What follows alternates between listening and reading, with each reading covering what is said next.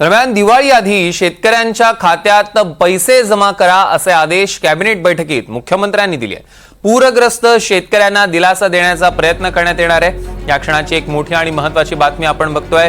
दिवाळी आधी शेतकऱ्यांच्या खात्यात पैसे जमा करा असे आदेश कॅबिनेटच्या बैठकीत मुख्यमंत्र्यांनी दिले। या संदर्भातले अधिकचे अपडेट्स घेऊया।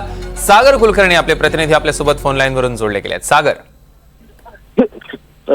आज राज्य मंत्रिमंडळाच्या बैठकीमध्ये जी चर्चा झाली त्यामध्ये मुख्यमंत्र्यांनी थेट आदेश दिलेले आहेत की दिवाळीपूर्वी कुठल्याही परिस्थितीमध्ये शेतकऱ्यांच्या जे पूरग्रस्तामध्ये मोठं नुकसान झालेलं आहे आणि त्यांच्यासाठी जवळपास 32,000 कोटीचं पॅकेज देण्यात आलेलं आहे, ते त्यातील जी मदत आहे ती थेट खात्यावर डीबीटी माध्यमाद्वारे मिळेल आणि त्याच्यामुळे शेतकऱ्यांना दिलासा मिळेल।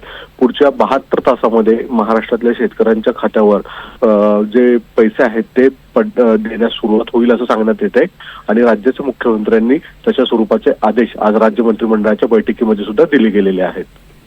निश्चितच सागर, या संदर्भातले अधिकचे अपडेट्स घेऊ। तुर्तास धन्यवाद।